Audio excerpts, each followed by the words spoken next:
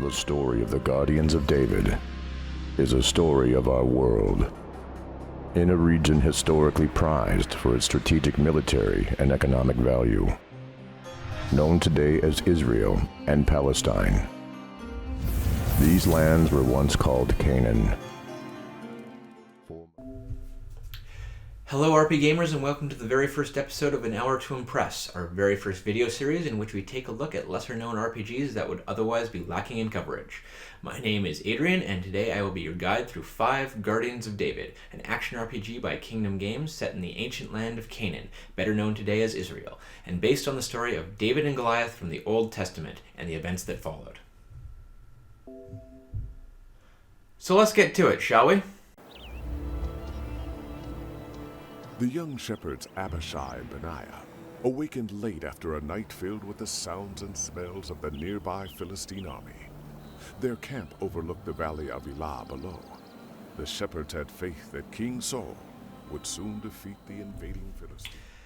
After a brief introduction, 5 immediately establishes itself as a pretty standard Diablo clone.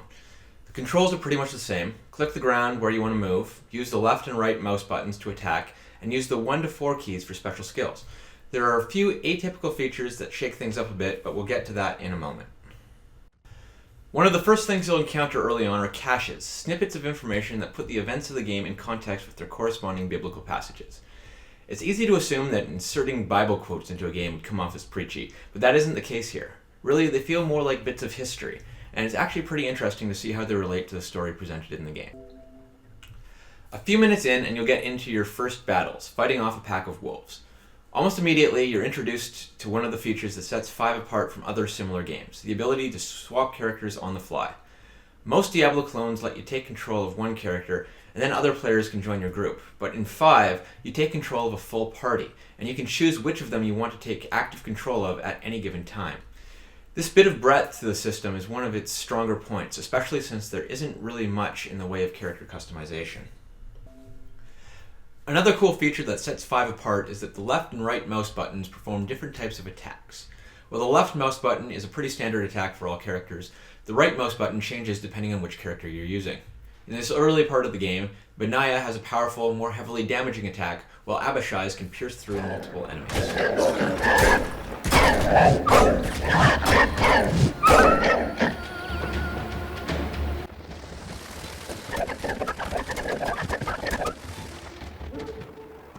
Good morning, boys. I've been waiting for you guys.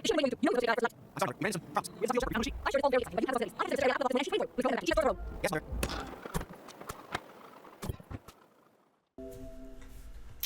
You can also swap out your gear, as any decent Diablo clone lets you do. As you can see, there's a slew of different gear slots to work with and no shortage of gear to find. The biggest issue is that instead of managing gear for just one character, you're managing gear for several, which can get more than a little cumbersome. I feel like I should say at some point here that I'm not at all religious, but I do have a really great respect for classical mythologies, and that includes Christian mythology, as well as Greek, Roman, Norse, pretty much any ancient mythologies, which were, in essence, the origin of the modern fictional story structure. And games have been amazing for drawing on these things throughout the years. But Christian mythology in particular does not get as much attention as it ought to, especially considering how rich and detailed it is. A lot of Japanese games will allude to it in various ways, but you very rarely see anyone actually setting something in biblical times. And so I really think Kingdom Games deserves a bit of kudos on that front, because this isn't the kind of setting that you see too often, and I'm actually kind of impressed that they were able to put something together that's as interesting as it seems to be. The Old Testament obviously is filled with violent and bloody stories like this one, which make potentially for great games. So I'm hoping that maybe they'll explore more in the future, because so far, at least after an hour of playing, this definitely seems like it has the potential to be quite interesting. Alright, so after about 20 minutes, I've finally leveled up for the first time and gotten my first special skills. Benaiah has a knockback attack, and Abishai has a fiery arrow. I'm not entirely sure why it took so long to level up for the first time, but the levels come much more quickly after this. The special skills are much like the right-click attack I showed you earlier, focusing more on utility than raw power, and this is a theme that seems to carry for the other characters later in the game as well. And now we come to the first of two boss fights I ran into during the first hour of the game, Benaiah versus the Lion. From what I've been able to gather from the caches earlier on, this fight seems to be based on what amounts to a throwaway biblical passage that basically said, Benaiah once killed a lion in a cave. Considering that in the Bible, that's just about as much backstory as any character really gets, Kingdom Games seems to have had a lot of leeway to determine the circumstances and motivations behind a lot of the story's events. In this case, the peril of Abishai's invented sister, Ariella. Honestly, the fight itself wasn't all that impressive. The lion had a knockback and a stun attack, but there didn't seem to be really any way to avoid them. It's also immune to Benaiah's knockback skill, so there really isn't much more to do than just, smash its face in with a giant hammer. But what came after this was a lot more interesting.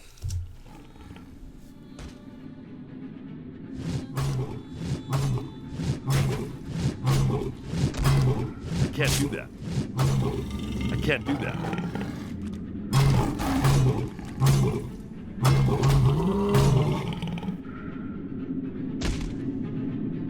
I can't do that.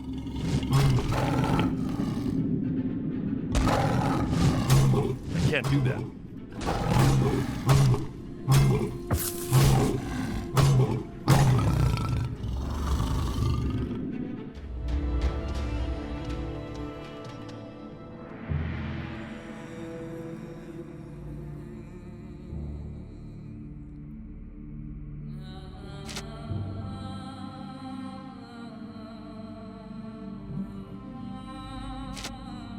Ben, you killed it. Ben just saved your life. You need to stop being so reckless. Now go straight home, Ariella. Mother is worried sick about you. I can't believe you killed that lion, Ben. I thought we were all dead. My Uncle David killed a lion once. And a bear.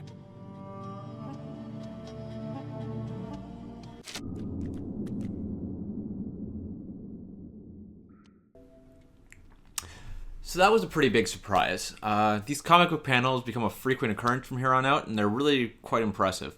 The artwork on display is terrific, the panel layout is really dynamic, and the addition of voice work really helps to bring it to life, almost like a visual novel. Though it can get rather hilarious in a few cases, which I'll slow down and show you when they come up later. Of everything I saw in the first hour of the game, the comic book panels are by far my favorite. It's an unusual and effective way of presenting the game's story and its characters, and it shows that Kingdom Games really put a lot of effort into the title.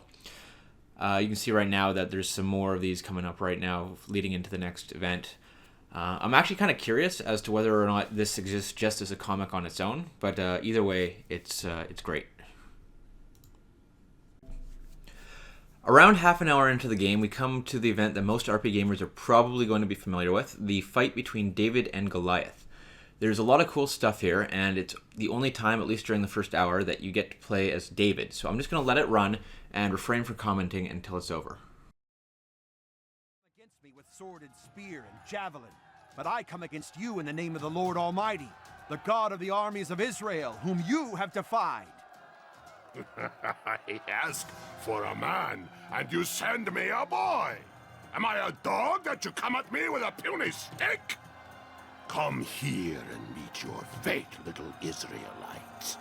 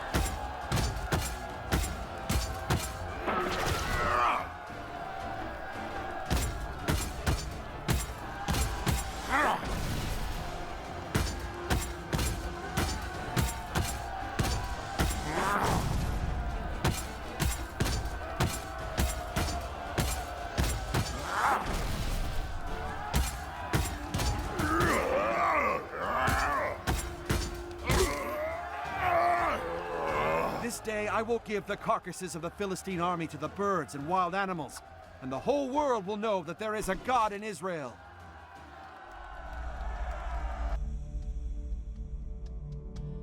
David takes Goliath's own sword to deliver the killing blow.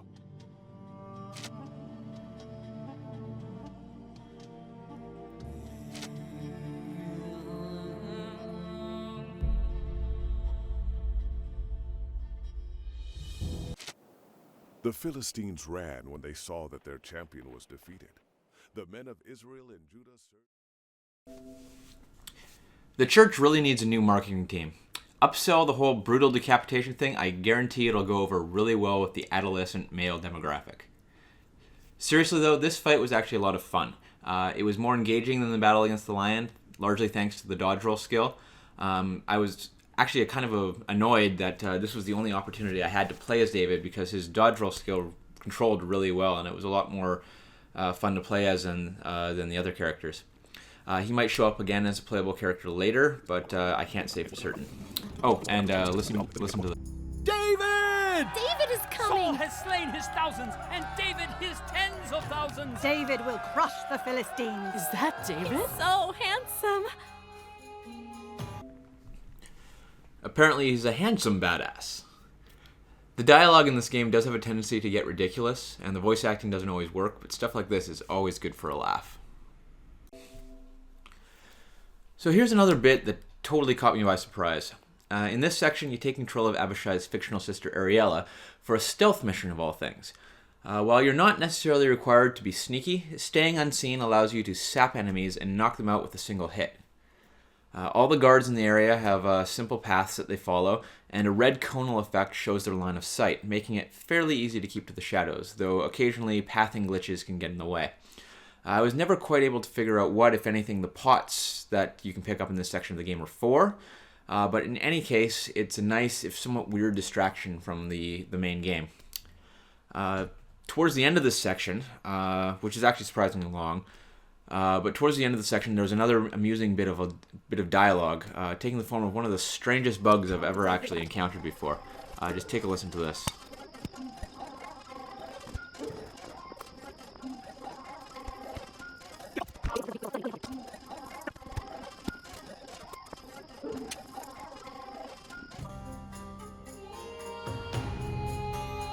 You there.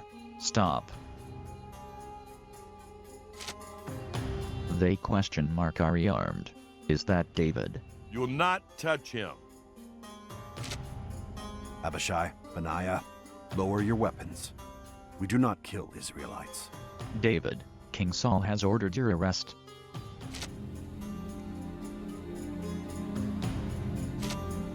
What?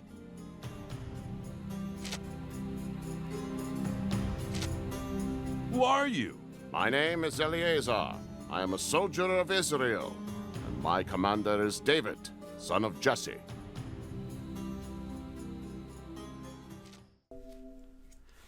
So I'm honestly not sure how a bug like this can even happen. Somebody obviously had to program in the text-to-speech generator, which suggests it's a remnant from an earlier debug build of the game. But how they managed to miss this during Q&A is just baffling. Anyways, at this point, I'm finally given a third character control. It's Eleazar, who has a few decent tricks up his sleeve, including the ability to stun all enemies in front of him with his shield. This is also the point in the game where it really starts to pick up the pace. Combat is more frequent, there are more enemies to fight, and the loot starts to drop a lot more frequently. Characters also seem to level up a bit faster at this point, which means that some new skills are thrown your way as well. This is also the first time that enemies have gotten dangerous enough to actually kill one of my characters. During this battle, Eleazar gets overwhelmed by a group of soldiers, at which point control automatically switches to a different character. Once the battle is over, the fallen character's health slowly recovers. And that about covers my hour with 5 Guardians of David. Nothing of real note that I haven't already talked about happens in the final 10 minutes or so of the gameplay, so at this point I think it's time to wrap this up. I'm not sure if I'll continue on with 5, but from what I've seen so far, it does appear to be a pretty solid Diablo clone. The setting is certainly unique for a video game, and it manages to use its biblical roots very well without coming off like a sermon. There are a few good ideas here, and the overall package has a decent level of polish, especially the art direction. If you have any questions, comments, or suggestions for games you'd like to see covered in this series, please leave them below. And as this is my first video of this kind, any suggestions or criticisms would be much appreciated. Anything I can do to make future episodes better is something I'm more than willing to consider. 5 Guardians of David is available on Steam at a regular price of $27.99. Thanks for watching.